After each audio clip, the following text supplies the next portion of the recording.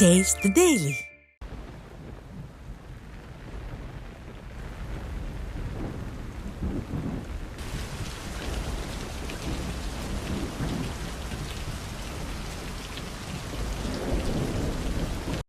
ராமநாதபுரம் மாவட்டத்தில் பல்வேறு இடங்களில் கனமழை கொட்டி தீர்த்ததால் தாழ்வான பகுதிகளில் மழைநீர் குளம் போல் தேங்கியது.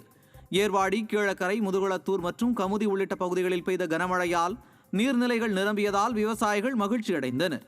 மேலும் திடீரென பெய்த மழையால் கோடைக்காலம் முதல் அதிகமாகவே இருந்த வெயிலின் தாக்கம் குறைந்து குளிர்ச்சியான சூழல் நிலவியது. சென்னையில் இரவு பெய்த மழையால் வண்ணாரப்பேட்டை, திருவொற்றியூர் நெடுஞ்சாலை ஓரங்களில் மழைநீர் தேங்கி நின்றதால் வாகனங்களை நிறுத்த முடியாமல் மக்கள் அவதியுற்றனர். மேலும் மக்கள் தேங்கி நிற்கும் தண்ணீரிலேயே நடந்து செல்ல வேண்டிய நிலையும் ஏற்பட்டது. மழைநீர் வடிகால்களை விடியா திமுகவின் மாநகராட்சி நிர்வாகம் முறையாக பராமரிக்கவில்லை என மக்கள் குற்றம் சாட்டுகின்றனர். நாகப்பட்டினம் மாவட்டத்தில் பரவலாக மழை பெய்ததால் குளிர்ச்சியான சூழல் நிலவியது. வேதாரண்யம், திருக்குவளை, தலைஞாயிறு, வேளாங்கண்ணி உள்ளிட்ட பகுதிகளில் இடியுடன் கூடிய மிதமான மழை பெய்தது. இதனால் வெப்பம் தணிந்து குளிர்ச்சியான சூழல் நிலவியது.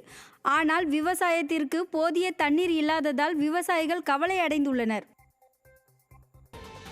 மேற்கு திசை காற்றின் வேக மாறுபாடு காரணமாக தமிழகத்தில் காஞ்சிபுரம், செங்கல்பட்டு உள்பட 8 மாவட்டங்களிலும் புதுவை மற்றும் காரைக்கால் பகுதிகளிலும் லேசானது முதல் மிதமான மழை பெய்யக்கூடும் என்று சென்னை வானிலை ஆய்வு மையம் தெரிவித்துள்ளது. சென்னை மற்றும் புறநகர் பகுதிகளில் வானம் ஓரளவு மேகமூட்டத்துடன் காணப்படும் என்றும் நகரின் ஒரு சில பகுதிகளில் லேசானது முதல் மிதமான மழை பெய்ய வாய்ப்புள்ளதாகவும் தெரிவிக்கப்பட்டுள்ளது. வங்கக்கடல் பகுதியில் இடையிடையே மணிக்கு 55 கிலோமீட்டர் வேகத்தில் சூறாவளி காற்று வீசும் என்பதால் மீனவர்கள் இப்பகுதிகளுக்குள் செல்ல வேண்டாம் என்று வானிலை ஆய்வு மையம் அறிவுறுத்தியுள்ளது.